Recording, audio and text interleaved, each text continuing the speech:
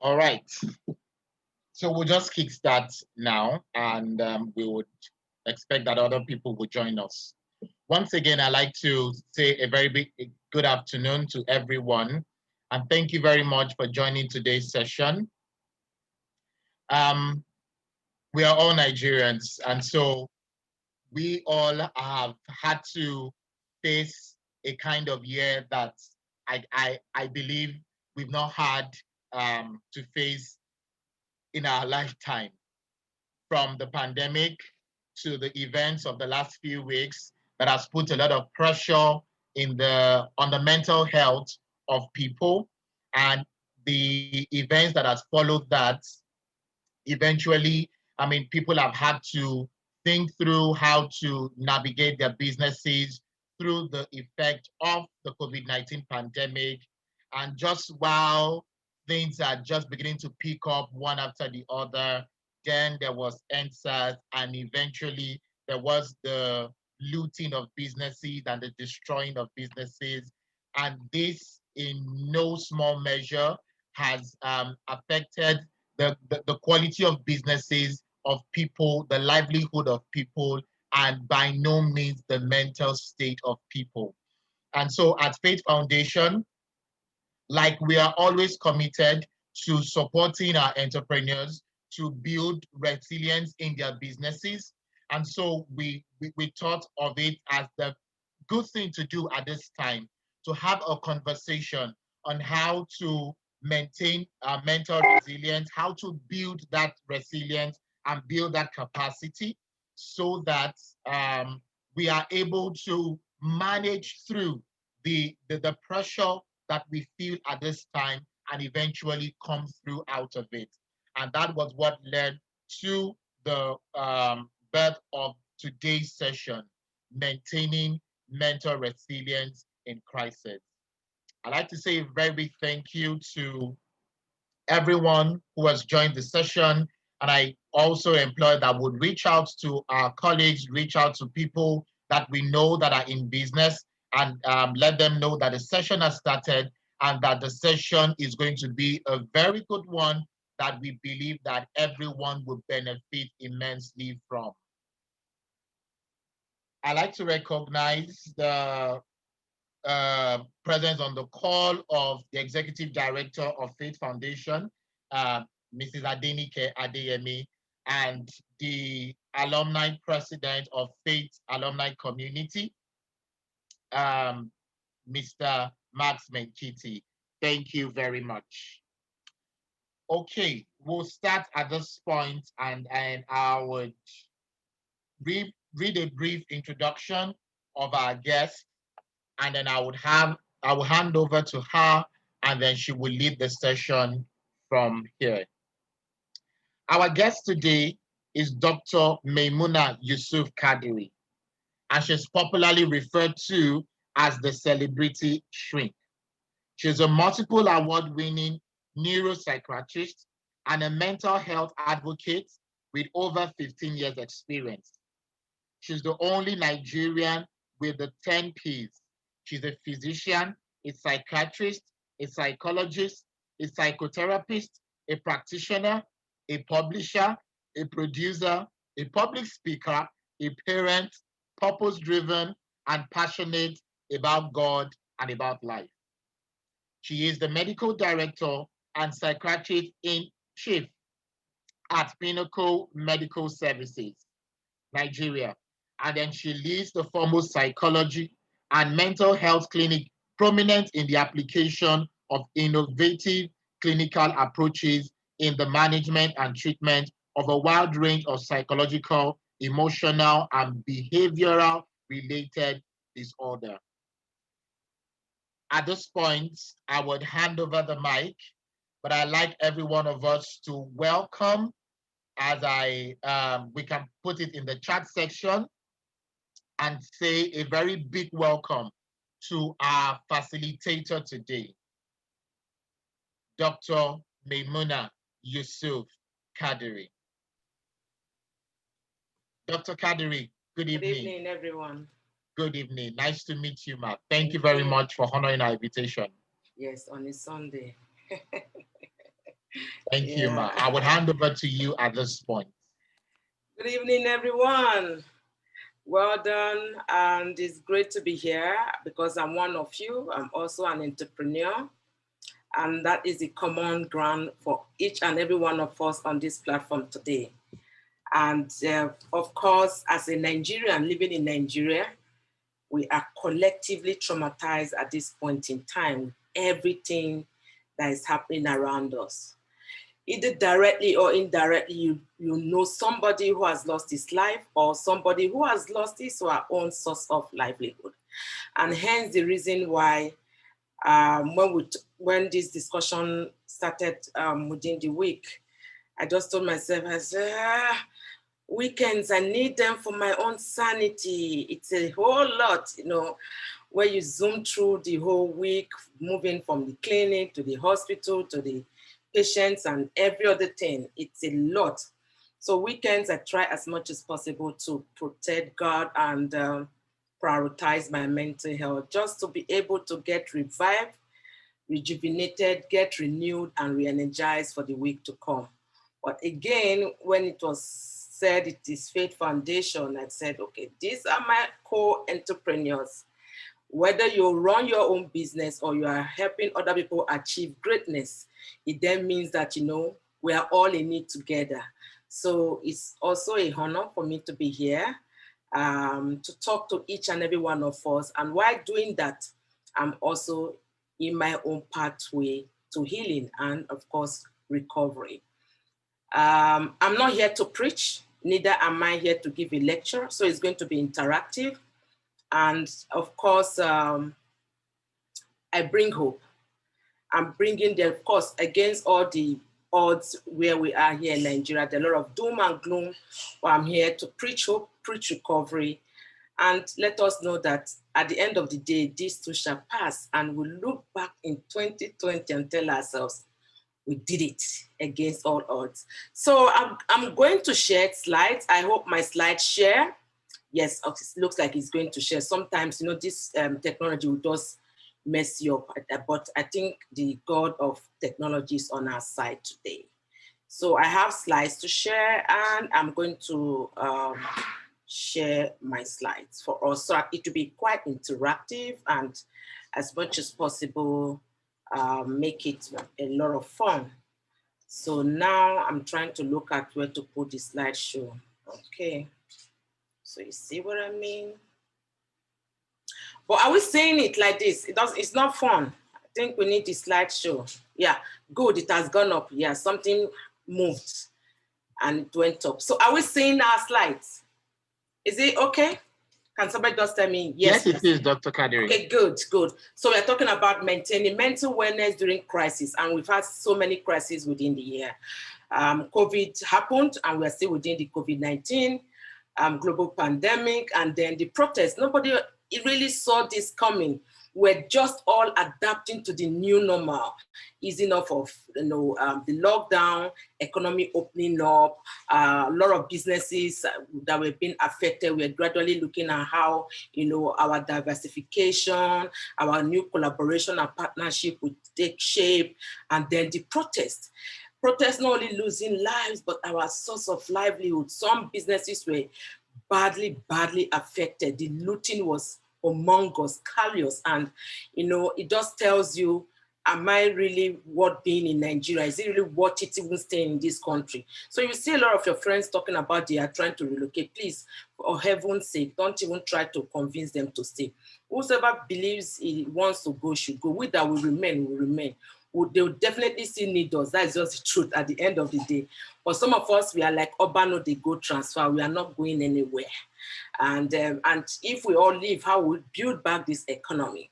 That's just the truth. So in as much as things may be looking bleak now, if you are alive, definitely you'll be able to weather the storm. So we are going to start with a little icebreaker so that I would understand what really is a major concern for this group of entrepreneurs. Yes, I'm sure we have a lot of commonalities, but I'm sure somehow there may be something that would come up more prominent. So I would encourage Mr. Kiwande to be my spokesperson, looking into the chat room to help coordinate this. So in your own opinion, which of the following areas topmost on your mind is your current reality as it is right now? Is it the fear of resuming back to your office? Is it balancing work and life, family life? Is it coping with workplace demands or staying relevant? Is it dealing with too much online meetings, stress from remote working, or worrying about your finances? And the last is anxiety and panic following the S.T.R.E.S.S movement. Which one, in your own opinion, is your current reality? I can know which one. So Mr. Kiwande, please, you are the one going to help us facilitate any of this discussion we have.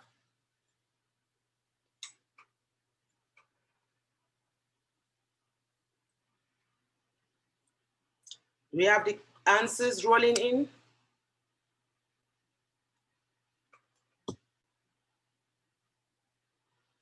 Hello, I hope I'm not speaking to myself.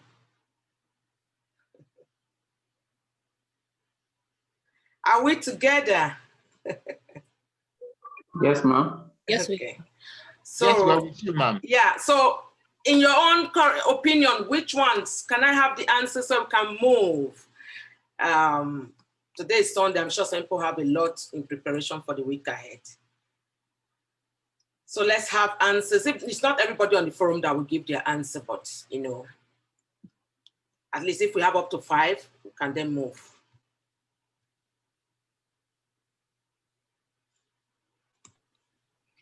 Oh, okay, so I think maybe Akinomi may be having a problem. We've actually had quite a lot of people. Oh, can you imagine? Thank you very much, Mrs. Adeye. Please, yes, please, let's roll. Welcome. Thank you. You. So we have 6 and 7, 7, wow.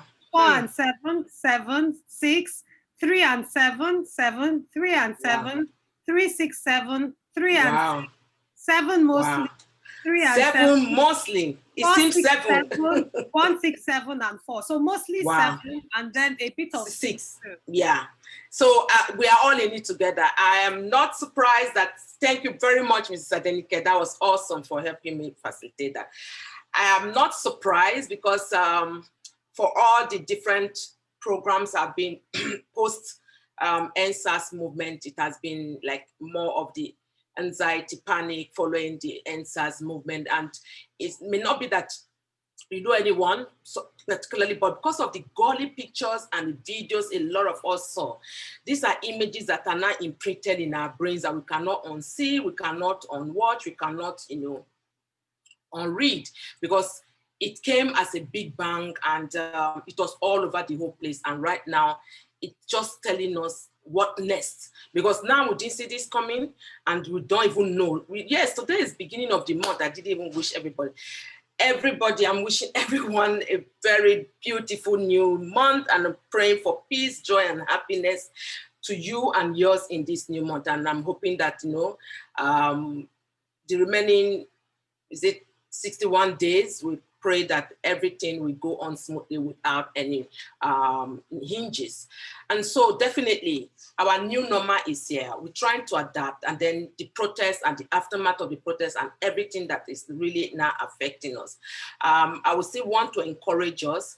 I'm sure some of us will have heard the NCDC boss saying it, including our commander-in-chief, which is President Muhammadu Buhari, hoping and praying that, and I think even the Minister of Health, yes, that we are hoping that the second wave of COVID-19 will don't come hitting. In fact, the minister said it's imminent, and we are really praying that, you know, the God of COVID-19 that has been seeing us through with all the postulation and all the, you know, researches and all the talks from the developed world saying that we are going to see dead people on the street being picked and all that. We didn't see that. We are really hoping this time around it wouldn't be our reality, because truly the economy is very fragile. The healthcare system is very, very fragile. Individuals living in Nigeria are tired of being tired. So I'm really hoping that, you know, we do not have a second wave of COVID-19, because post-protest, people saw all what happened. Even during the protest, there was no, you know, physical or social distancing. Then when the hoodlums and everybody came on board and all the miscreants, you saw all what happened. So we are really hoping there wouldn't be a second wave, because COVID-19 has been shown to have variants. And though the recovery is over 85% and above, we just hope that that wouldn't happen to us. We are really dealing with so much. But of course, before we go into maintaining resilience, it's good for us to have a feel of what has been happening to us these past few months. Since the February 27th, when it was known to us that an Italian came in with COVID-19, until the time the WHO declared COVID-19 as a global pandemic, there have been a whole lot that we are going through. So trauma has been ongoing, collectively. The lockdown wasn't easy, hunger in the land, businesses being affected, and I would say there was no sector that wasn't affected. It's just that some sectors at this point, in a way, affected doesn't mean bad always. Affected some people, it was on the good side. The food industry, the telcos, some people had the field day because we must eat. And the only way we could communicate was, we have to buy credit, buy this, everything. So, and the network started misbehaving, jamming, frustrating us.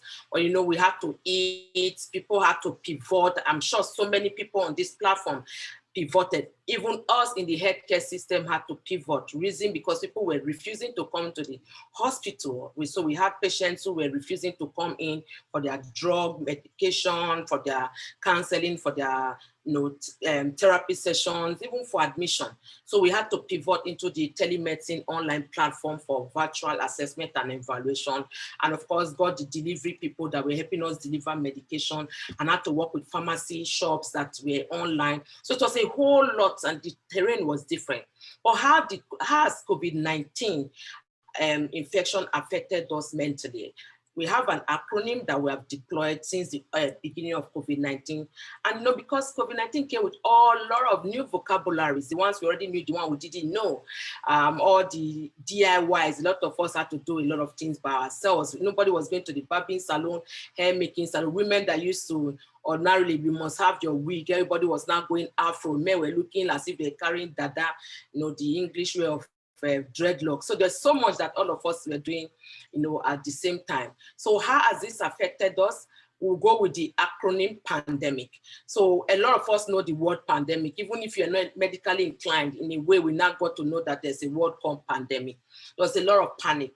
Panic initially, I would get COVID, somebody in my family will get it, I will die, I don't know what will happen.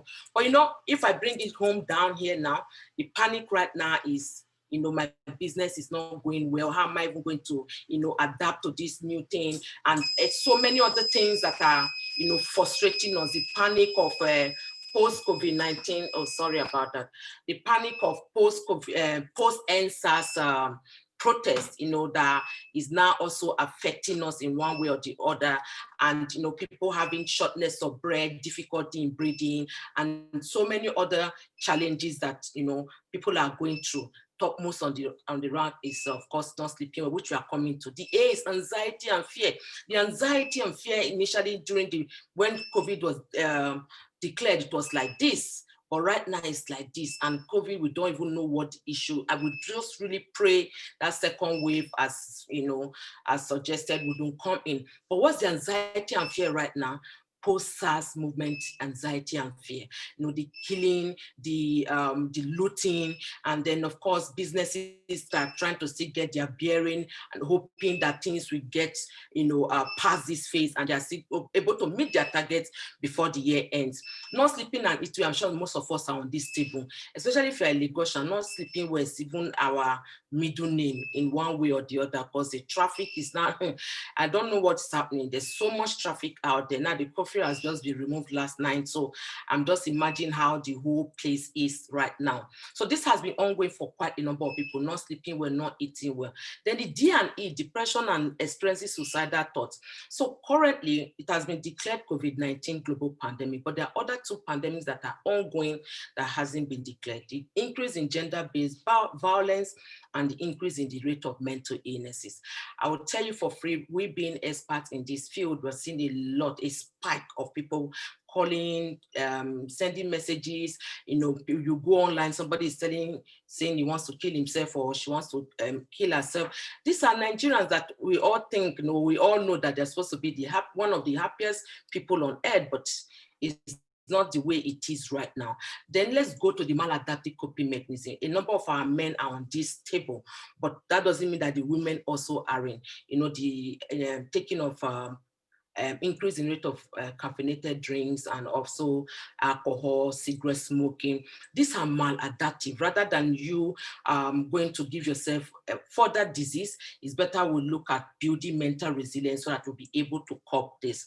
Then of course, impaired thought processes. That's when you are hearing people saying this virus is manufactured, it is it's Chinese virus, it is the 5G, 7G. You know, there's so many, you know, people talking about this is not, it's fake.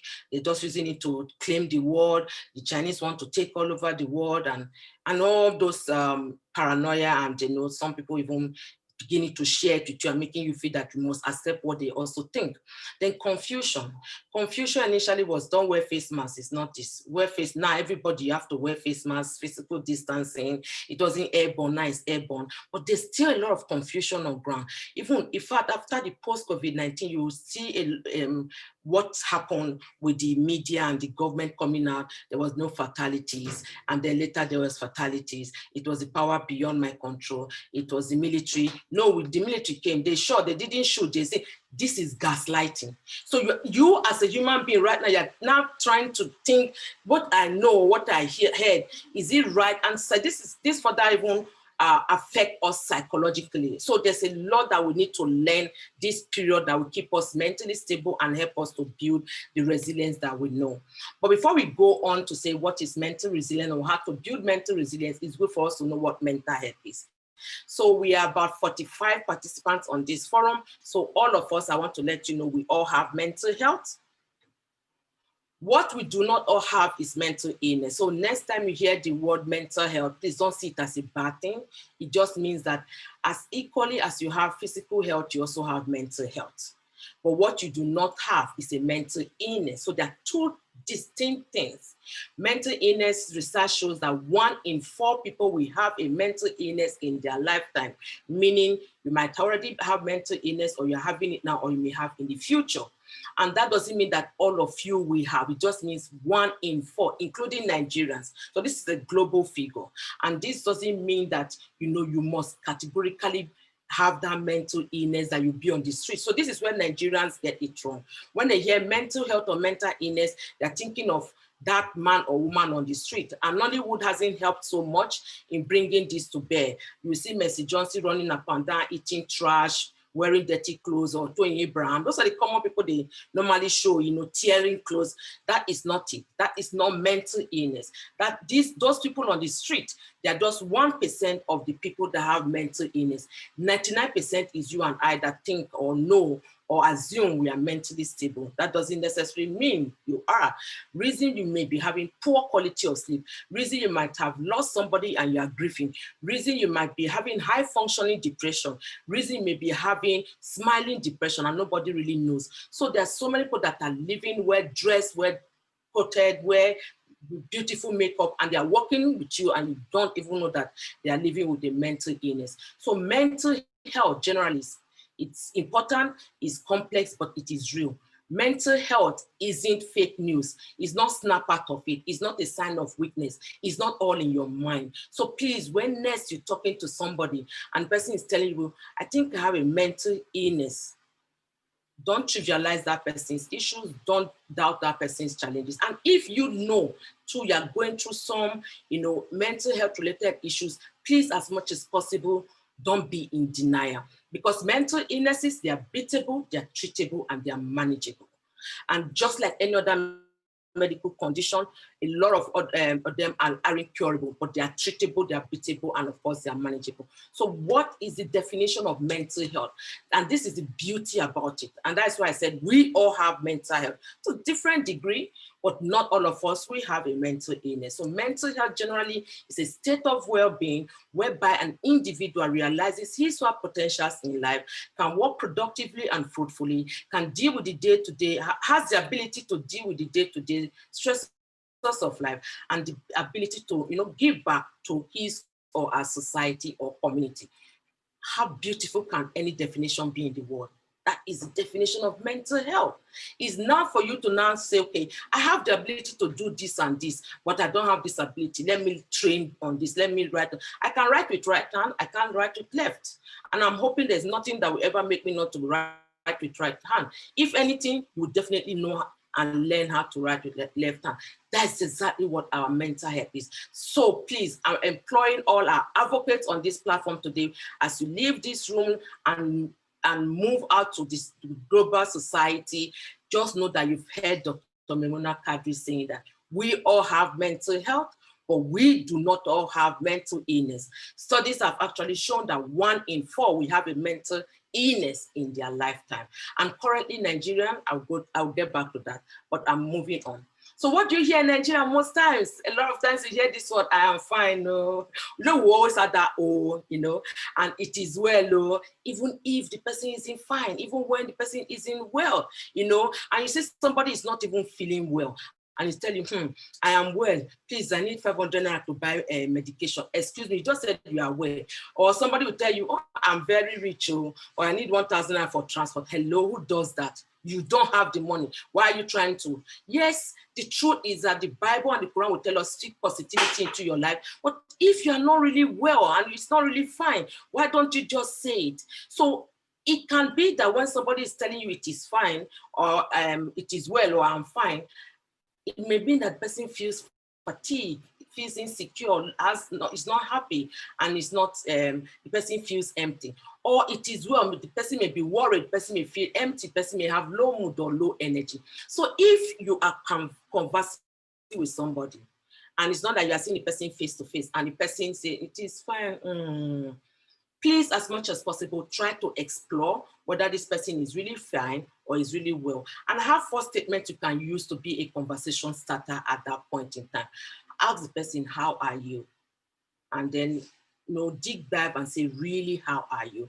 That is one statement you can, explore to see how the person can, communicate. And please try to do it genuinely. Don't do it because you want to carry the person's gist somewhere else. I know that's the reason why some of us lose trust in even discussing with people. The second way you can also explore if the person is not, to know whether the person is fine or well, is that you can ask the person, what are the good things happening in your life? You shouldn't be the person always bringing bad gist. There are some friends you have that when you just see their call or they just knock on your door, that person is coming with bad gist. So ask, what are the good things happening in your life? And person will, may go through them. And while you are asking that question, you're indirectly asking yourself. Because when I say, how are you? You too, how are you? You have to also check whether you are fine, because you can't work from your place of deficit. Always try to work from a place of abundance.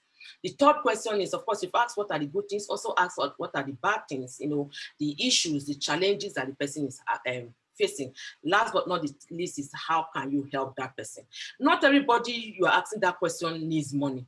If you ask me how you can help me right now, I will tell you, it's not that I need money. It's not that I don't need money. Sorry, I'm not a link with that with Warren Buffett or Jeff Bezos or Elon Musk. No, not that I need, but what I need right now is to see my business, take a giant leap, is to get more corporate organizations to log into our counseling session for their employees in Nigeria, is to get patients that really need us to come to our facility to get the treatment.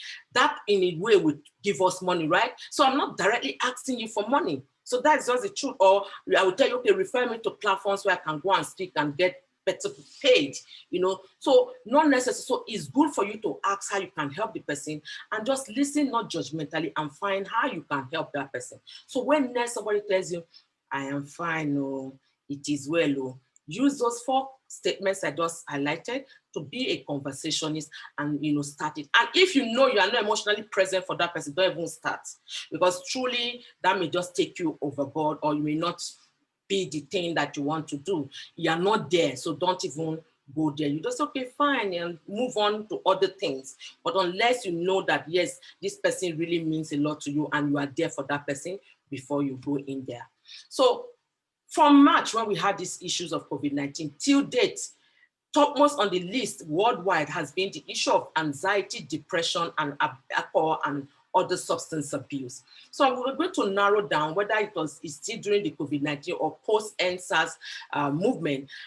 Depression is a mood disorder. So please, dear entrepreneurs, our fellow entrepreneurs in this group, please, if you're sad, don't say you are depressed. I know sometimes people use this word interchangeably and tell themselves, oh, I'm depressed. You aren't depressed, guy. You are sad. Maybe some of them not paid you well, or the business is not going on well. Up until you have been evaluated and assessed to have clinical depression, you are sad. Sadness is not synonymous with depression. And sadness for a day or two is not depression. You have to be sad for a minimum of 2 weeks and more. That is the only way we can say, yes, you have a symptom of depression. That doesn't still mean that you have depression. So we have major symptoms and then we have minor symptoms. The major symptoms are the sadness, which must be ongoing for a minimum of 2 weeks, then low energy level and loss of interest ordinarily in things you love to do. You run a business, all of a sudden, the thought of even going to work, you don't even want it. You are running away from your business, you are chasing away your employees, you are not interested in doing anything. That is a sign of depression. It does not mean that you have now been depressed. Like I said, you must be evaluated. Then the minor symptoms of depression are so numerous as some you may have low appetite or poor appetite. You may not even be able to sleep well, and then you may even be having issues with attention and concentration. So that is the time where you sometimes find that you are holding your phone, you forget, you'll now be asking, where is my phone? Meanwhile, you are holding your phone. Or you have issue with the poor concentration and attention, whereby you say you are moving from Ikoyi to Ikeja, and then you see yourself in Lagos on Expressway. So we had a client who called us on Monday and was like, I think I really need to talk to you right now. I'm like, okay, what happened? He said, I'm just turning back from Lagos Ibadan Expressway. I said, excuse me, sir, where do you live? He said, I'm in Ikoyi, but I was going to Ikeja and I just found myself here. It was just lost. I know that has been ongoing for some time, but it just felt I can manage it, I can wish. And that is one thing we also need to know. You can't wish away or will away mental illnesses. You can work on it. Instead of you to wish or will them away, no, face it, get diagnosed, get treatment. And not all mental illnesses require medication or admission. Some of them is just counseling and therapy, especially if it is nipped in the bud initially. So we have in some cases, like in high functioning depression or smiling depression, where people will be eating excessively or sleeping excessively. So it's not every time it's on the bad side, it may be on the good side. And you'll be wondering, but this person is even looking healthy, looking more robust. Why is she saying she's depressed? It may be high functioning depression. It may be smiling depression. And it can get to a bad state where if either you are in denial or people around that person that knows that something is wrong with that individual begin to doubt or trivialize this or a problem, the person may begin to start having severe symptoms of depression, which are, when person start hearing voices, start seeing strange things, start becoming what we call paranoid or suspicious of people or things around him or her, start feeling hopeless, worthless, and helpless when they develop suicidal thoughts and suicidal behavior. These are severe form. A lot of depressive symptoms usually start from the mind state. It's only if the odds are against this individual, either you're denial or people around you don't even recognize what you are going through or trivialize what you are going through. So depression is also treatable, beatable, and manageable, and it's doesn't necessarily have to be a blue or pink or yellow tablet you have to take as an antidepressant to manage it. Currently, 1 out of every 5 Nigerians is depressed. So if you're around your neighborhood now, wherever you're sitting and 5 people are there right now, one of you is currently depressed. And I'm not saying the person has to be on the street. I'm not saying the person has to be tearing clothes or eating from the trash. Mild depression, you just wake up in the morning, no joy, you are not happy, and it has been ongoing for some time. It's time for us to, what we say, sorosoke. And then, of course, anxiety is another thing we also have to talk about. This is where the panic attacks and a whole lot, comes in. Phobia. Anxiety is a normal reaction, and it's a normal emotion. In fact, the fear you are having is a normal emotion. And I would want to enlighten us here that most of the fears most times never really materialize. So this is the reason why, when you say you are anxious, you have anxiety, does not mean that you have an anxiety disorder. It becomes an anxiety disorder when it starts affecting your day-to-day activities, when it starts affecting your interpersonal relationship, and then when it starts affecting your productivity. And of course, a lot of the symptoms will also cut across the depressive symptoms. But here, this is where post-S.A.R.S period, this is where we saw a lot of people coming down with panic attacks. Like the hospital where I run, people were bashing in, coming in at odd hours with shortness of breath, dizziness, chest tightness. And of course, some people even run to the cardiac center and they will tell you, no, you don't have a cardiac disease. This is a panic attack. You need a psychotherapist or a psychiatrist to evaluate you. They say, no, it's as if I'm dying. You don't understand. And it's true. It's not that the doctor doesn't understand or the nurse, but it's just that at that point, you cannot tell the patient that, what do you mean? The patient is actually telling you exactly how he or she feels. So that feeling of restlessness, dizziness, palpitation just means that that is a symptom that you experience when you start hearing your heartbeat. Right now, our hearts are beating, but you are not hearing it, right? But when you start hearing boom, boom, and it's audible to your ears, that is called palpitation. And of course, it's exacerbated by panic, fear, and that is exactly what has been happening the past few days post 2010, 2020.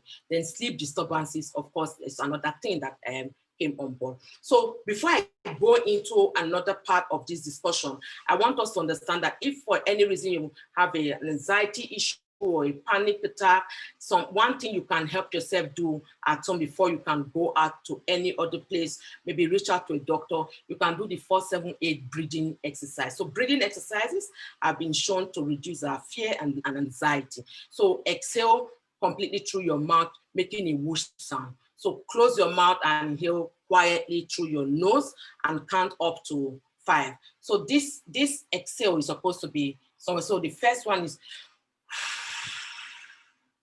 then you now close the mouth and inhale quietly through your nose and make a mental calculation up to 4. That is where the 4 came in.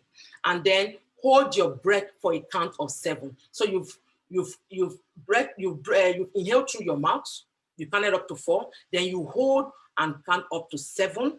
Then you now exhale completely through your mouth, making it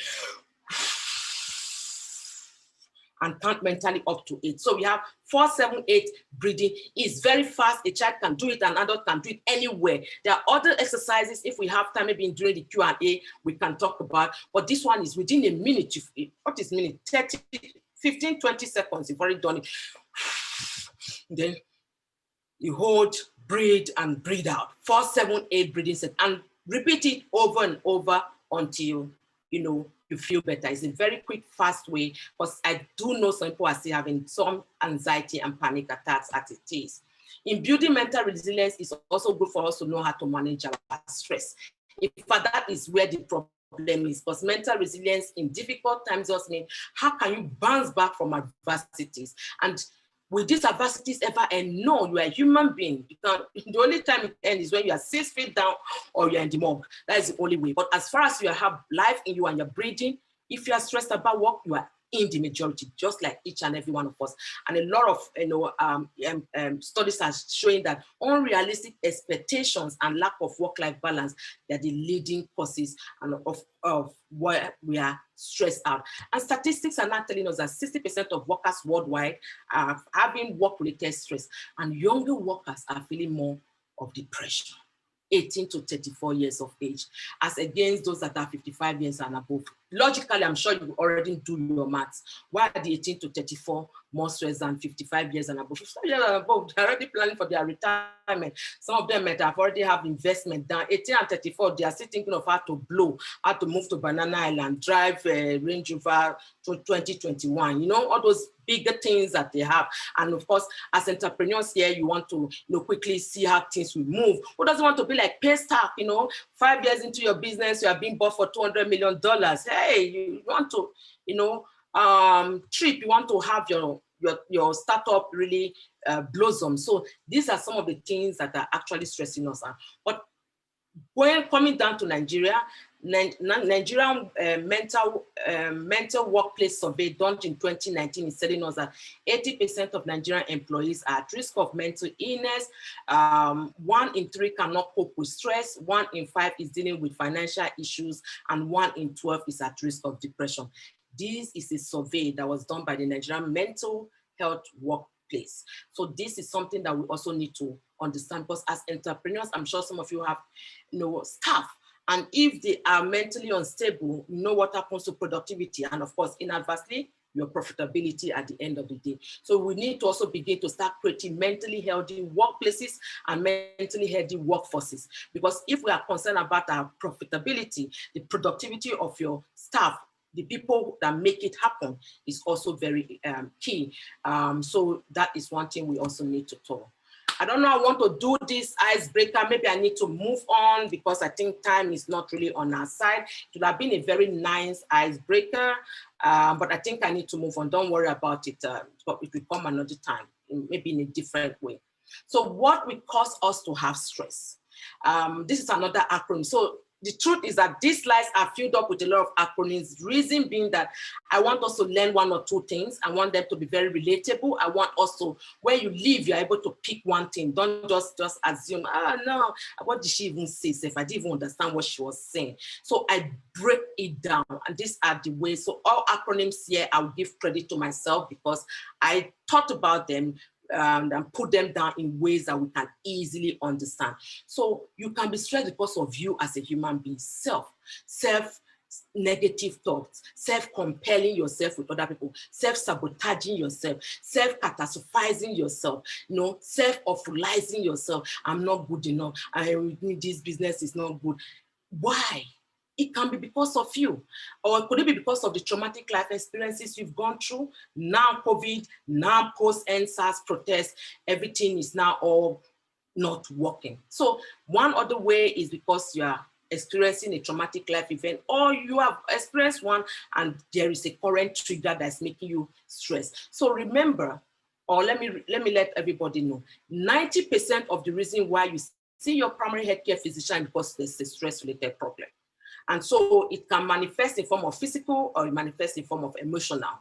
So 90%, if you ever say you want to see a doctor, there's something stressing you that's making you go and see the doctor. Could it be the S.T.R.E.S.S? Which one of them? Which of the boxes are you ticking? Why are you stressed? Is it because of relationship issues? A lot of we women, we are on this table. 8 out of 10 women in psychiatric hospitals are women that are women is due to relationship issues with their parents, siblings, maybe their spouses, children, work colleagues. So relationship issue could be one of the reasons why you are stressed. Another one is economic and financial challenges. All of us are on this table. Because those that are rich want to be richer. Those that are not rich want to be rich. In whichever way, we are on this table. Could it be because of sickness or health concern? It may not be you, it may be your parents, maybe your child, a parent dealing with child with special needs, or a parent dealing with their elderly, parent, or something, an entrepreneur having elderly parents that are dealing with issues here and there. Could it be school or work? As it is right now, many of us that are parents are here. We are working remotely or working, in a way to get things happen, and then we are homeschooling. So that is a huge challenge, and a lot of times it poses a lot of stress on us. So for any time you think you're stressed, could it be the S or T or R or E or S or S? Find what stresses you out, and of course, face it, because there are so many effects that it can bring on board your body. It could be cardiac arrest, could be hypertension, it could be ulcer, it could be depression, because effects of stress could be emotional, psychological, behavioral, or cognitive. That's why you are stressed, you are forgetting things. That's why you are stressed, you are becoming irritable or cranky. That's why you are stressed, you sit down, you just start crying, even if there's no, you don't even know why, what is happening. That's why you are stressed. Some people will sleep and will not wake up. That's why you are stressed, you'll be having peptic ulcer. And you say, but I used to eat now. Why am I having ulcer? Why? Because the stomach has what we call gastric acid. And when you are stressed, the secretion is increased. And when it's increased, there's no outlet. So what does it do? It looks for how to go out. So it starts eating up your stomach wall and it turns into a wound. Ulcer means wound. So this is the reason why, when you're stressed, you need to look into what is stressing you out and how to manage that stress. And this is a good description of when you stress, what you need to do. It's like battery depletion. Most of us, when the battery is, it has not even reached orange or red stage, you're already looking for a charger. So when you are stressed, why don't you charge? And you can charge in many ways. You can charge by resting, you can charge by taking a walk, you can charge by traveling now is very expensive. You have to do your COVID test, pre and post. That's about 100 and something thousand. So the traveling has to be very necessary for you to. So a lot of times, this is how our body also function, and it's depicted in this circle, where it's like a battery depletion. So if you ever find yourself, before you get to the orange or red, take time out. From your walk mode to your diffuse mode, so you get better clarity and you can also rest and and feel better. So how do you manage all those numerous things? The S.T.R.E.S.S. Another acronym I have for you is the 5 A's of managing your stress, and this is one tool you can use in building mental resilience. But before you can manage anything that is happening to you, you must be aware. So the first A is awareness. You have to be aware of what is stressing you out. What are the triggers? What is it that's making me stress? And please, if anybody has ever told you avoid stress, the person is wrong. So let me tell you, there's a science behind it. So you can't, as a human being alive with life in you, you can't avoid stress. What you can do is either to adjust, adapt, and accept stress. The reason why you cannot avoid stress is that even when you are sleeping, you are stressed. Why? Your heart, which is the size of your fist, right? It has 4 chambers and it carries oxygenated blood and pumps around the body. The heart is functioning. So why do you think you are stress-free? The lungs are functioning, your brain is functioning, the other organs are functioning. So you are not completely free from stress. Rather than say you want to avoid stress, confront it with, what is it that you are facing, and then deal with it, as against trying to, avoid stress. So if for any reason you have a meeting, so for example, I'm supposed to be here now 4 to 5:30, right? And something happens. So I can just tell the coordinator, this is what it is. I don't have network. Is there another option I can log in? So you just have to find a way to adjust and adapt. Don't say, I want to avoid, no. It's not going to work that way. So, and I'll go into the next place, other options you can use in managing stress. One way that is important right here, about information. Having the right information will make you less stressful and build better mental resilience. Over information can bring anxiety. Under information may make you feel guilty. So the right source of information is key. Then being organized. You know what being organized is? Organized, structure, routine. The brain gets a better feedback that things are in order, not that you are like this scatter brain, you'll be looking for things everywhere. So you have to be organized. It's a very powerful tool in building mental resilience. But there are some certain things here that may not be so clear, so I want us to quickly leap in. One thing is, don't catch other people's stress. So a lot of times you find out that you go to some places, maybe, let me just give you a typical example that happens in Nigeria. You greet somebody who you think is, is a senior colleague or whatever, and the person doesn't respond to you, right? Then you'll not be wondering, did I do anything? Why is the person angry with me? No. What is within your control are your emotions. What is not within your control is the way the person will react back to you. Whether the person say yes, morning no, or afternoon no, is not within your control. Don't catch other people's stress. Why? Because every day we all wake up with baggages, carrying it and looking for people to dump it on. Don't be the scapegoat where people will dump their stressors on you. So as much as possible, take yourself away from that equation. You've greeted, you move on. He answers or she doesn't answer is none of your business. So as much as possible, don't catch other people's stress. And also listen more, talk less. That's why God even give us 2 ears and 1 mouth. When you listen more to people, you understand exactly what they mean. But sometimes people are not telling you what they mean. Just you looking at the non-verbal communication, by you listening, you'll be and watching, you'll be amazed what you hear that person is not telling you. You don't have to even be a professional counselor or a therapist. So listen more, talk less is another good tool you can use in managing your stress and building mental resilience. Cognitive restructuring, I didn't want to go into that, but I think it's good for me to go into it so that we'll be able to, and maybe during the Q&A, if somebody can talk about a scenario, I can give you the better version of what cognitive restructuring is. So let me just give you an example. Somebody has been an entrepreneur. You have a company you've written to for XYZ okay, yes, let me just give you. You've written to one of the banks, bank ABC, and then loan matter they didn't give you. You are angry, right? So what happened? The activating event is A, meaning you've written, you've submitted everything that they said you should submit, your grandmother's death certificate, your great-grandmother's ring, whatever, you submitted all the papers, right? But at the end of the day, they didn't give you the loan. So you are frustrated, you are angry. And that is the C, which is a consequence of what has happened in A, which is the activating event. Most times in life, all of us see A is equal to C. Now I'm disputing that fact, and I'm telling you as an expert sitting here and giving this lecture today that A does not equate to C. It has to be A plus B, which is equal to C. And do you know what B is? B is the belief you hold about the A that's making you have the C. So what is that belief you're holding about the bank who didn't give you loan that's making you feel frustrated? Can you flip your thoughts and say, look, I've done everything this bank didn't give me. Can I go to bank XYZ? Instead of you getting frustrated, can you take the feedbacks you got from bank ABC and go to bank XYZ and see if bank XYZ will give you the loan so you can feel good? So A plus B is equal to C. It's not A equal to C. Let's move. So another way you can build mental resilience is by using the I.C.U. method, which is the I. You identify a problem. It's not the intensive care unit. So this, you can do it with your co-workers, or you can do it with your staff, or even with your family members. So if for any reason you notice anybody has changed in one way or the other, use the I.C.U. method. Identify the problem.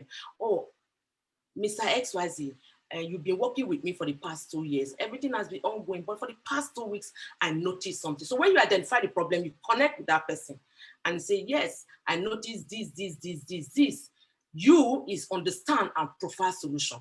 The person, you may not have the answers, but for the fact that you've identified the problem, you've connected with that person, and you now understand the angle the person is coming from. Even if you don't have solution, just being there for that person is not only helping you, if you're as an entrepreneur, to as building that relationship with your staff, or having what we call employee retention, is also helping you as an individual. Because sometimes when you look at everything around you and you are helping somebody, it do not make you happy, to make you happier, because happiness actually comes from each and every one of us. This is another very powerful tool for building mental resilience in a stressful or in a crisis situation.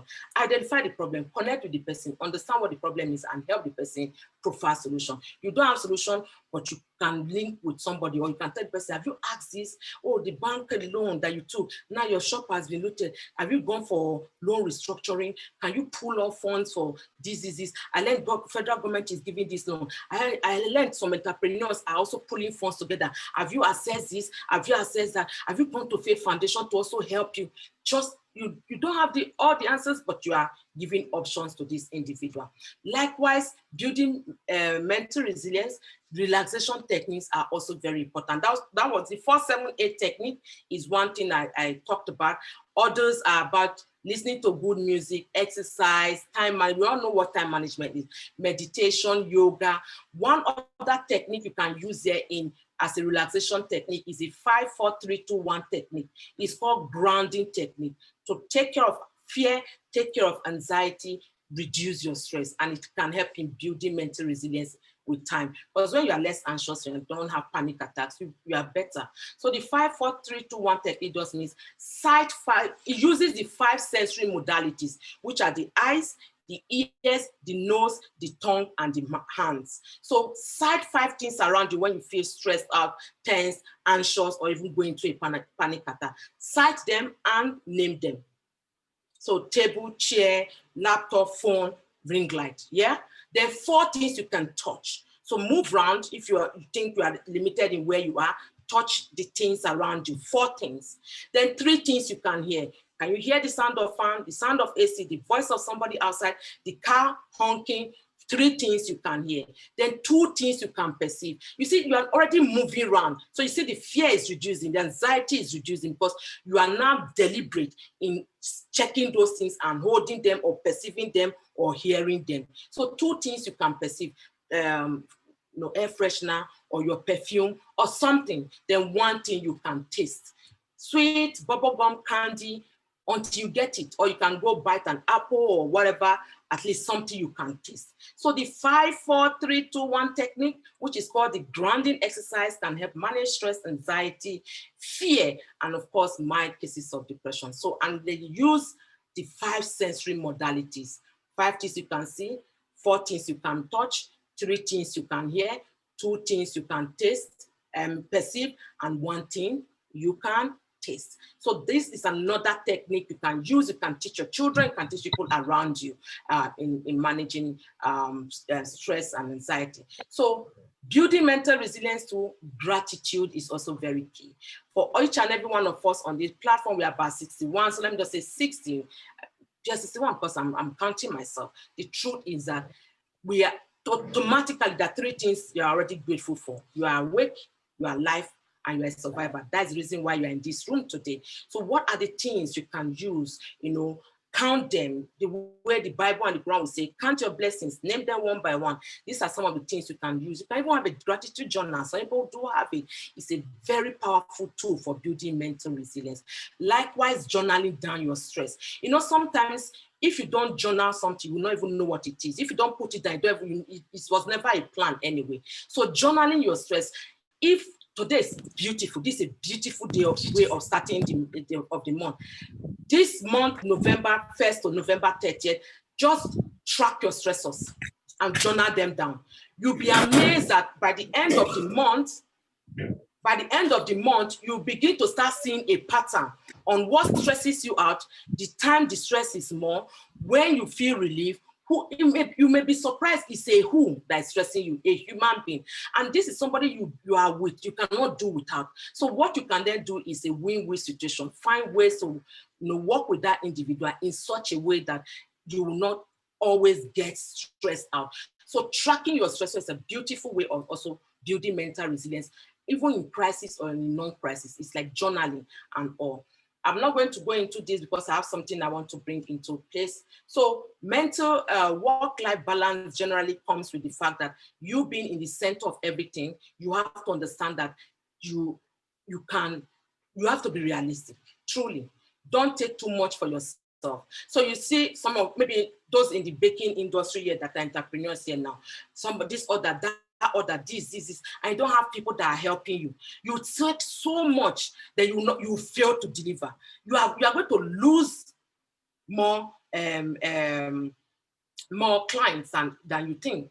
Rather than doing that, you can do 2 things. Either you take the amount that you can, that you can deliver, or you work with other people, in your ecosystem, in ensuring that all the things that needs to be done, the cakes that will be done, they'll be done and delivered.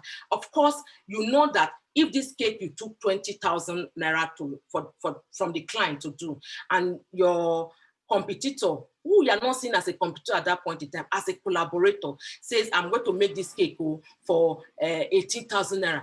You still gain 2,000 naira. Is it not it? Rather than you missing out completely. So at times like this, trying to balance it all, you may need to collaborate even with your competitors. Not necessarily losing more clients and you say, I don't want to carry the deal. That's how they will steal my client. The sky can accommodate everyone. The moment you start thinking about, they will steal my client. You see, let's go back to cognitive restructuring. What are you holding about this cake that this your collaborator or in quote competitor is doing that is making you feel that they will see your client? Why don't you flip your thoughts? Why don't you collaborate? And you know, say, look, you are going to, this cake is going to be in my name, Pinnacle Medical Services, and I'm going to deliver it. But you are the one that is going to make it. These are the ways, these are the things I want you to do. And of course, when you collaborate with the people you know can really get the job done, not the one that will mess you up. So no, don't take too much that you can bear, and admit that you have a problem if you have a problem. You must be able to, you know, ask for help, pay attention to the little things that are happening around you. I think, do we want to do this exercise before I think this is the second to the last, so we can actually do this exercise before we round up. How would you like to sign up in 2020? You know, all the emails you receive these days is yours sincerely, yours faithfully, best regards. But now in 2020, could it be together we are stronger? Or yours pandemically, or be safe, keep safe, stay safe, or yours COVIDly, or palliatively yours. If any of these does not resonate with you, can we see what you are also writing? I want to have fun today because truly, some of the companies I've been working with, some of their answers have been mind-blowing. So let me hear what our entrepreneurs have to say, the way you want to sign up. I've been signing out with palliatively yours. It has been awesome, even to the big bosses. They're like, Dr. May, what do you mean by palliative? I say, it's not palliatively yours. We are in 2020, you know, the COVID and the protests. Please, palliatively yours, or hold it like that, receive it, let's move on. So let's hear what you have to say. Mrs. Adenika is going to help us to read them out. So entrepreneurs, let's see. How would you want to sign up in 2020 before we sign out from this discussion and open the floor for questions? Olubumi Oludipe is saying COVIDly thankful. Interesting. Fire Williams, yours overcomingly. Yes. Bode Peters, together we are stronger. Wow, good. Ochuko Prudence says we move. We move. Yes, we move. I feel you. New visuals, yours survivally. Yes. Interesting. Adebukola Barua, together we have made it. Oh, wow. That's nice. Sanusi, yours protesting. Yeah. Yours protesting. Very, very palliative. Yours protesting. Itoro Udo says survivor regards. Interesting. Yours survivally. Yeah. Yours so those are the ones we have interesting. Oh, thank you very much. That was nice. That was nice. In fact, there was a forum I was in talking to, I think they were bank workers. One said, God no go shame us. Like literally. So you will hear a whole lot from different group of people. Thank you, fellow entrepreneurs, for making me crack up. So as we round up in this last slide, these are other ways each and every one of us, I believe, you can help in staying emotionally and psychologically stable in difficult times. And I've come up with these Dr. May's self-care tips that each and every one of us can pick which one works best for you, so that as time goes on, in difficult times, in unprecedented times, you can take care of yourself. Self-care is never selfishness. It's all about self-preservation to take care of your sanity. So what is the S? S here is self-awareness. Just the way I talked about the A in managing stress, here is self-awareness. If you're not self-aware, you can't do anything. What are your triggers? What are your stressors? What's making you unhappy right now? Why are you tensed up? Why are you frustrated? Know yourself. Even the Bible and the Quran will tell you, know yourself. So please, as much as possible, self-awareness is about knowing yourself, knowing your triggers, knowing what frustrates you, and looking for ways you can manage yourself. The E here is exercise. We cannot overemphasize the benefit of exercise.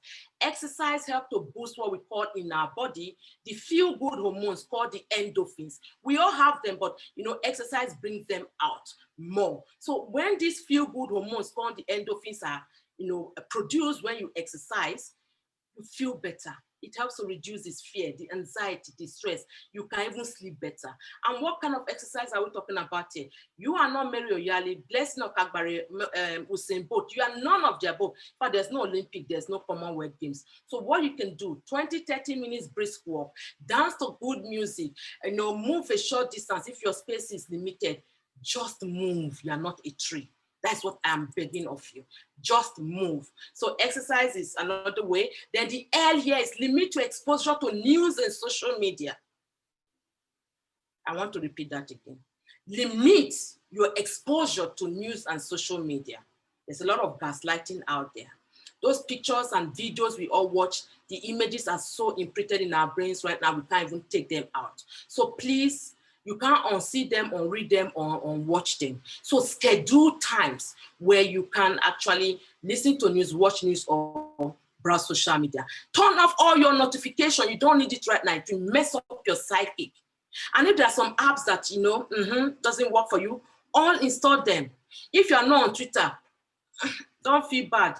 Or you can be on Twitter, somebody else is managing it for you. It's okay, because the streets of Twitter is really toxic. They will drag you. They have their own court there. They will summon you. They will court martial you. Even when you apologize and you are crying, they will decide whether to forgive you or not. We all know what has happened recently on Twitter. So be wise. Likewise, WhatsApp. WhatsApp is another, dangerous place with all the different groups we are in, bombarding us right, left, and center. You need to understand where you need to be. So that is the L. So if for any reason you are the news receiver, follow the PVR rule.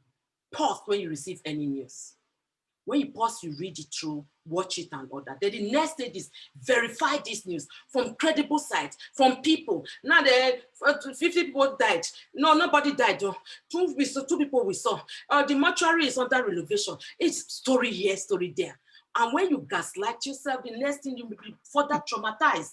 So as much as possible, pause when you receive it, verify this information, then reflect on it. Is it good for me? Even if you are not a Rotarian, like us, just follow the 4-way test. Is it true? Is it beneficial? Is it fair? Follow those 4-way tests before you start broadcasting information that will now become a major problem. So please, the PVR rule, if you are the information receiver. Then of course, the F here is find and engage in pleasurable activities and hobbies. Is it gardening? Is it journaling? Is it cooking? Is it dancing? Is it makeup? Whatever. What are those pleasurable activities you find? And then of course, engage in them. The C here is connect with other people, loved ones, family members, colleagues, connect. You are a social being. Social interaction has been shown to, make us more emotionally stable and build longevity. The A here is ask for help. Asking for help is a sign of strength, is never, ever a sign of weakness. Please ask for help from trusted family members, colleagues, and, of course, colleagues. And what do I hear you say? Sorrow, okay. Ask for help. Don't farabale. It's not every time you farabale. Sorrow, okay. When you know you are in deep need, as much as possible. The R here is rest and sleep. As much as possible, it may be a difficult thing for us right now, but try to look for time, create time, rest, sleep, so that your body too will also, feel revamped, feel renewed, feel re-energized. Last but not the least is eating right. Eating right is not just to, survive, but to also thrive and also help to boost our immunity. We are still in the COVID-19 era, as you all know. Eating right helps to boost immunity. So even if you have the COVID, it can help to fight it. So as we round up, I want to teach each and every one of us, or remind each and every one of us, beginning of the year, nobody saw COVID coming, nobody saw protests coming. We made all our business strategies, all what we need to do for the year. But how many of us, invested in our emotional bank? So I want to put this to you, dear entrepreneur.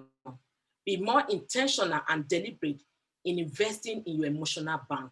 Just the way you go to bank and deposit money, and when you need money, you go and withdraw.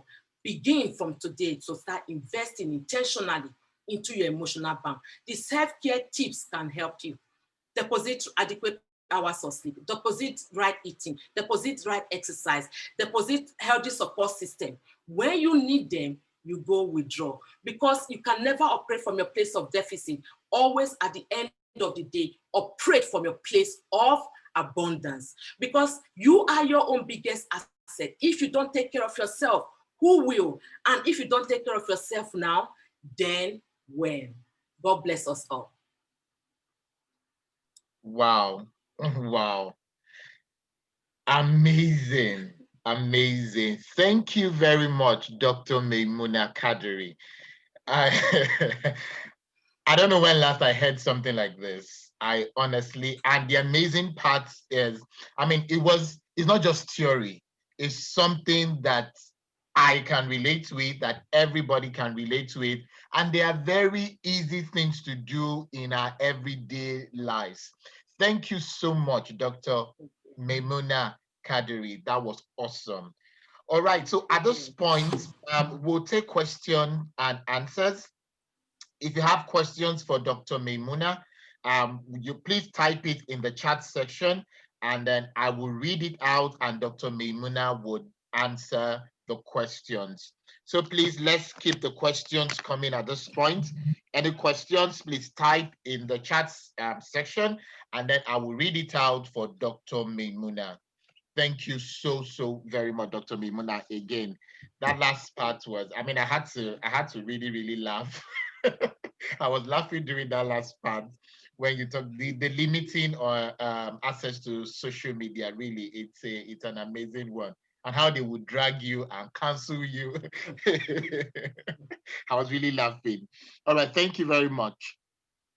Okay, so I would take the first question. So Adenike Adeyemi says that at what point does one know that they can no longer deal with the issues and symptoms personally and they need to seek for professional help? Awesome. So Thank you very much for that question, Adenike Adeyemi. The truth is that a lot of all the things that we go through in life emotionally, they are there. Some are positive, some are negative. But at what stage, like we said, will you know that this problem is not a problem?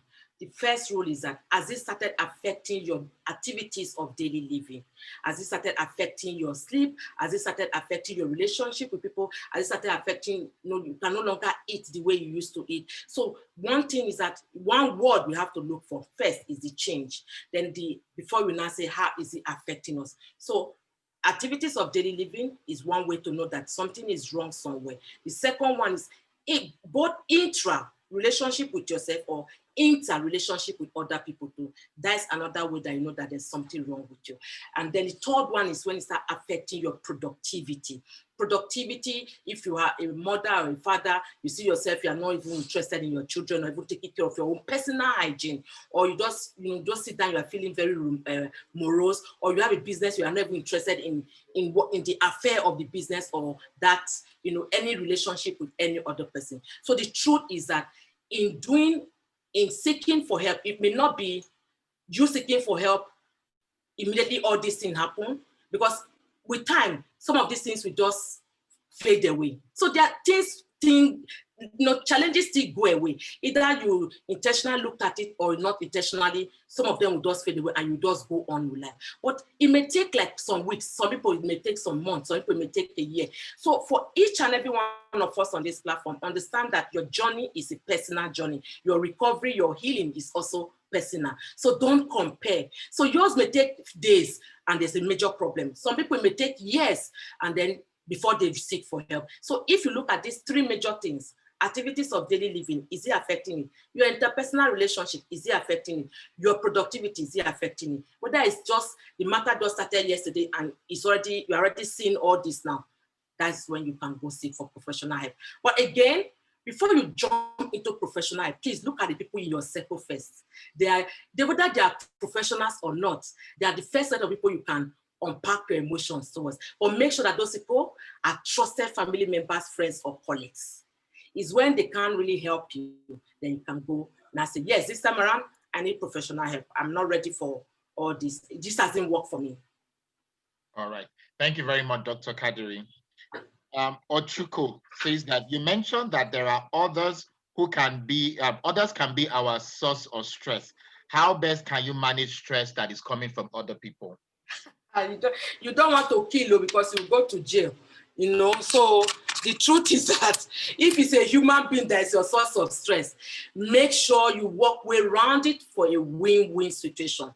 So that is why they said globally, one of the pandemic that's ongoing is gender-based violence, which includes the domestic violence, rape, and all that. So you see some women, they're in that house, you are talked, You have done everything. She's still there. She will tell you there's nothing, no. This, so, and you know that that person, that man is a woman's stress, or that woman in some cases is a man's stress, and they don't want to leave. You have to find, if you're in that position, you have to find other ways, other means in getting yourself help. So because you can't really kill, you can't do anything. And you know, and if it's in the workplace, for example, so for it may not be in the home, it may be in the workplace. So what are you holding about what this person is doing that is frustrating you? So let's go to cognitive restructuring. This person is frustrating you, and it doesn't care. Let's not forget that we all have different personality traits. Some people have narcissistic personality, and they will do anything to mess your psychic up, and nothing is happening to them because that is their personality trait. Or it's the histrionic personality. They also feel that, look, I'm in control. I must do this. Everybody must bow for me. All these other things.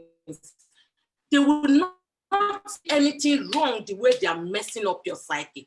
So what are you holding on about that person's own statements or the way the person is doing you or affecting you that's making you feel frustrated? Find ways to work around this person. When you are discussing with such people, don't make it confrontational, make it conversational.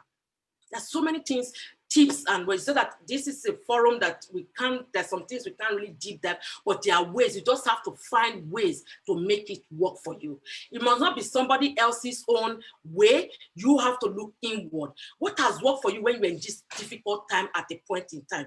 When, even if it's not this particular boss, then look around if it's in the workplace. Your team members, are they also feeling the way you are feeling? Is it the same way this boss is acting to this person? Or it maybe even be your team member. Because some people, they derive joy. They're sadistic in nature. They derive joy in making you unhappy. So don't catch other people's stress. Find ways to manage human beings. There are always ways so that you will not get emotionally drained and psychologically unstable. All right. Thank you, Dr. Kadri. So Itoro is asking, identifying the pointers of stress and depression, at what frequency of occurrence can one seek for help? Frequency of occurrence, in the sense that we are asking how often does these symptoms come in, right? I think that's what she's for help. I think it's probably related to the first question you answered. Yeah, so if especially for depression, if the sadness has been ongoing for a minimum of 2 weeks, it's still not depression as per se, but you know, when you are so sad, it affects your productivity, your interpersonal relationship, sometimes even your personal hygiene. Then of course, maybe other minor symptoms may be. So maybe one of your major symptoms may just be persistent sadness. Then other minor symptoms can come in from not eating well, you know, feeling restless or lethargic, feeling tired easily, you know, low libido, so many other things that comes with it. At that point in time, you have to seek for help. You know why? This has been ongoing. It's not making you lose focus. It's making you, you know, it's taking you away from your pursuit of greatness. You have to. Because at the end of the day, if you keep, you know, internalizing, assimilating, you know, telling yourself everything will go, it's not my portion. No, it happened, you know, in Nigeria, they'll tell you, no, it's not my portion, back to sender. If I let me do back to sender here where I'm sitting, back to sender, it hits the wall. What happens back to sender? It bounce back now. So that's it. So you can't wish it away, neither can you will it away. It's better to seek for help. So at least minimum of 2 weeks, if this is still ongoing, then definitely something you have to seek for help for. All right, thank you, doctor. So the next question says that what causes the mental degradation that is seen on those men on the streets? Can therapy and medication treat and manage these people? In their case, is it a reversible one? Yeah, mental illnesses are beatable, manageable, and treatable. So the people on the street, we call them vagrant psychotic. This is not a medical forum, but I'm not telling you that's the name we call them, vagrant psychotic. And two things are with those people on the street. Either they don't know, either their relatives don't want to associate with them, or they know where they don't know where they are. So we've had people that were brought into, so when I did my residency in psychiatric hospital Yaba for 6 years, we've had patients being brought into that facility who they have done their burial for in their hometown. And then somebody saw the person in Yaba or Tejo market or something, and they brought the person in and all that. We've seen people that have been in Babalawo's places, and they said that there's nothing they can do for them, and at the end of the day, they brought them in, and every other thing felt better. So the truth is that because there are medications that have been able to help individuals, these individuals with time now realize who they are able to function. I've had a patient before when I was a resident doctor who claimed he's Jesus Christ. He woke up in the morning and wake up his 12 disciples who are also patients. You wear the white long jalabia and gather all the 12 disciples in the ward. And that was kind of patient they gave me to manage as a junior doctor. I said, what kind of wahala is this? Well, this man is saying, they said, you are learning. Don't worry, you will understand. This man will tell me, he will go to people that are sleeping and then tap them. I'm rising them. I'm rising them from the dead. He said he was waking people up. He was with us for 3 years. The only time they discharged him was when he stopped being Jesus Christ. So he will say, I'm Jesus Christ. He was no longer carrying disciples. He was no longer healing people. He was no longer treating people. But this man is married today and he has children. So the thing is how far as we individuals, even on this forum, view mental health and mental illnesses. If we begin to start changing the narrative and normalizing what it is to have good mental health, and if people need they're mentally ill and they need help, it will change the whole narrative. So we can easily nip it in the bud when it is just the starting point. And like I said earlier on, it's only 1% of those with mental illnesses that are on the street. 99% is you and I. Thank you very much, Doctor. So would you recommend regular scheduled breaks to keep the mind optimum? If so, what sort of intervals? Okay, so since I've been here right now, most of you didn't see what I was doing when I was sitting down. I was doing my stretches. I couldn't do this. So people will say, what's wrong with this, doctor? For every 1 hour, I strongly recommend, and even studies have shown it, get up, stretch. So if you are working in an office, that 1 hour, 5 minutes out of it, move around, maybe the course you've missed, return back the calls, the emails you want to check back your email. Not everyone wants to when you're checking email. You also have to schedule time for all these things. There's so many things that are stressing us that are so overwhelming. In as much as we love to have to-do list, please, all of us as entrepreneurs also have the not to-do list. Most times you find out that the things you do not put in your that you put in your not to-do list, that the things that will come and affect what is in your to-do list. So I would recommend take regular breaks, because regular breaks does not mean that you should stop the work. But while you take time out to move around, check what is happening around you, do your stretches, hands up, hands down, move down the staircase, move back up, is good. Easy blood flow, better focus when you come back and you feel a bit refreshed. Thank you. And if it's possible, you can take your power nap. Power nap within your space if you have break in your, and you must have breaks as entrepreneurs. Please don't let it be that you have it in your employees handbook and for your organization, you will not take breaks. There's a psychological price of being an entrepreneur. I do not want that to be your portion at this point. All right, thank you very much, Doctor. So I'm trying to scroll up to see the next question. Okay, yes. So Rosalind Ononaja is asking that, what do you do when you notice something is wrong with someone, but he or she continues to say nothing or I'm fine, particularly in the workplace? That is a very common question, very, very common. So you tend to see some people, they are in denial, even if you know there's a problem, going on. So yes, you've used the S.T.R.E.S.S method, which I talked about, identify the problem, connect with the person and understand. But the person is telling you, you've identified the problem, you have connected with the person, but the person is telling you there's no problem. So some things you can do if it's in the workplace, is there a policy in the workplace where you can reach out? It's not you are reporting the person, no, but it's also very good. Like one of the services we have in our organization is called the Employees Assistance Program, EAP. Currently we service over 60,000 Nigerian employees and their family members. And since this COVID and post-S.T.R.E.S.S protests, our lines have been off the hook with so many challenges that even us, in fact, right now, we just recruited new psychologists on board. The thing is that first rule, you've identified, you've connected, person is saying no. is there a policy in the workplace where you can reach out? Like those that have EAP services, you can tell the person, can you just reach out to the professionals, whatever it is. But of course, you know, the first rule is go to the HR. And HR, it may look as if you are reporting this individual. You also do not want a situation where by things will escalate. It's not because we don't have access to guns in Nigeria.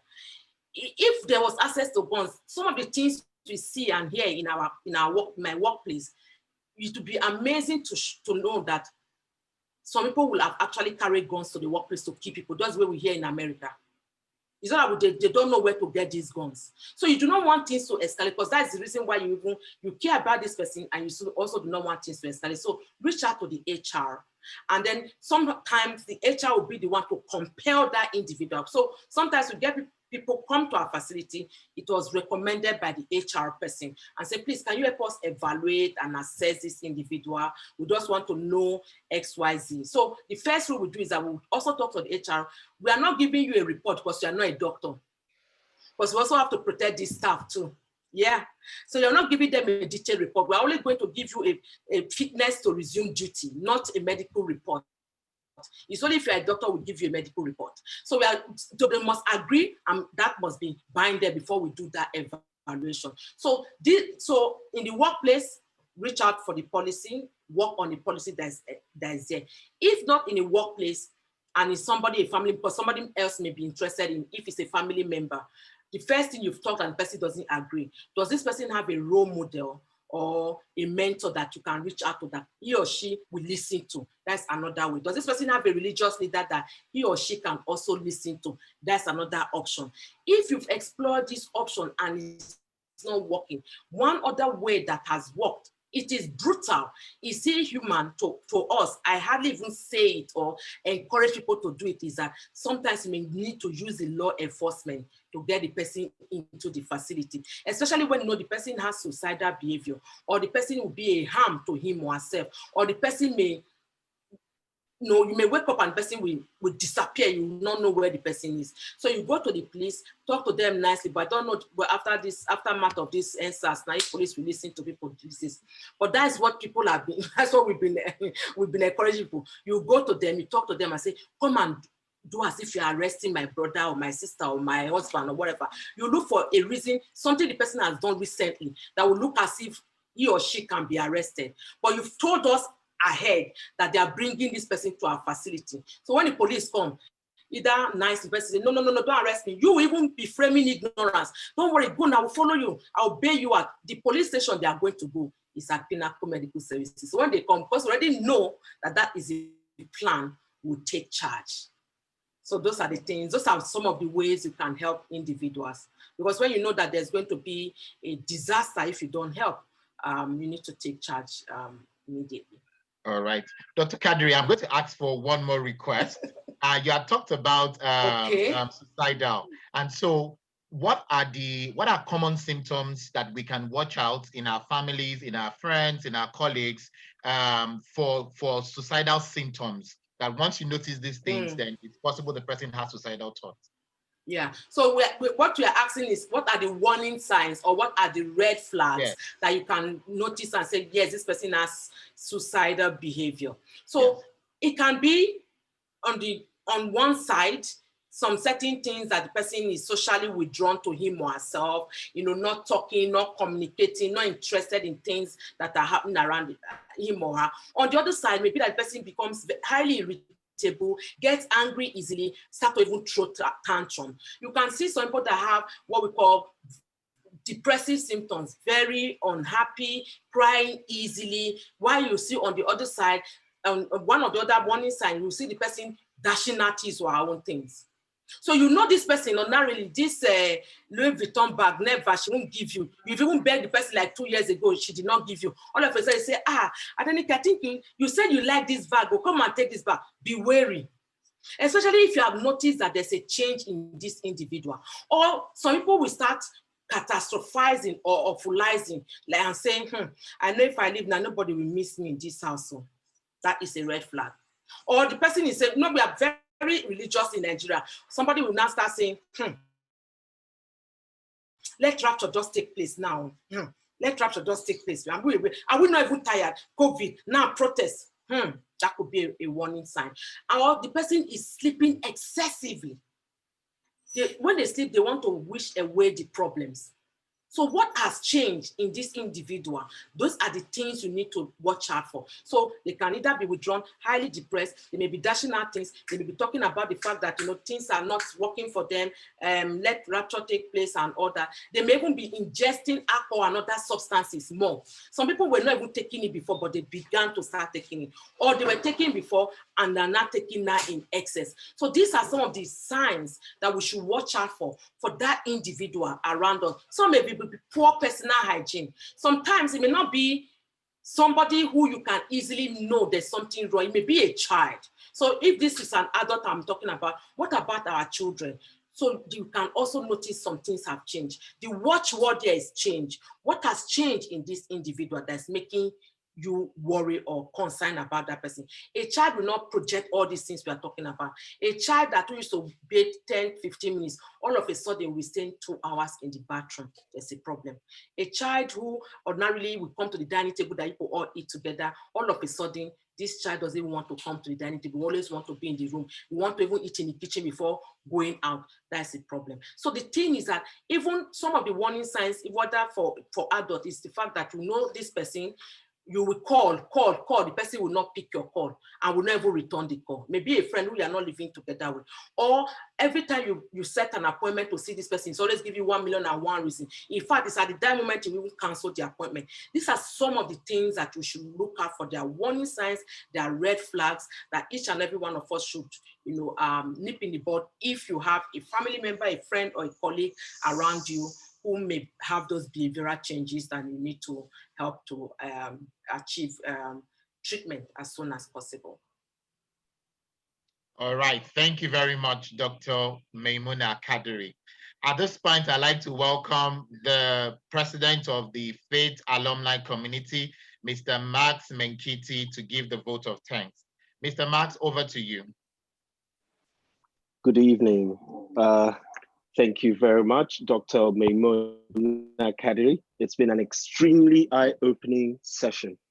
For me, your insights and the way you've been able to make everything very, very plain and simple has just been extraordinary. I thank you very much because I speak as the president of entrepreneurs. Entrepreneurs are under a lot of pressure, a lot of pressure. And I think most times we're also not encouraged to speak about them. Thank you very much. You've made so much sense and you've given us so many opportunities and ways in which we could detect and handle mental health issues, especially ours. For me, the biggest takeaway here is what you said about self-care not being selfish. If you're entrusted with having to look after a lot of people, look after finances, grow the business, partake and lift the economy, we have families at home, then who takes care of the person that takes care of everyone? So it's definitely a green light for me to ensure that I do make time out for myself, to make sure that I'm in the fit and best order to be able to run my business and to help people. So on behalf of everybody here, I want to thank you very much for giving up your Sunday. It's been well worth it and would like to thank you. I would also like to crave your indulgence, please.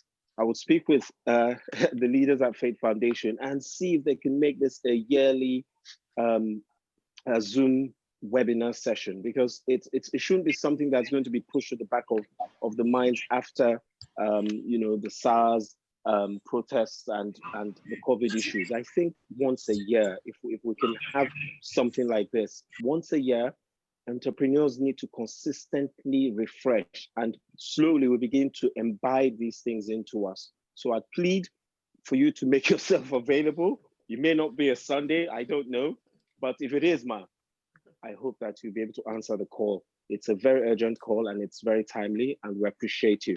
Thank you very much on behalf of the whole Faith Foundation team, crew, and members.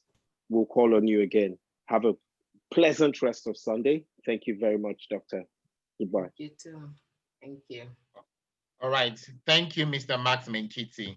And on this note, we have come to the end of today's session. I am extremely sure that it's been an amazing one for you, and it's been for me. Thank you again to Dr. Maimuna Kadiri. And this is to say to everyone that speak out when you have to speak out. Good evening once again. Enjoy what is left of the weekend and have an amazing week and a pleasant November. Good evening. Bye, everyone. Thank you. Bye.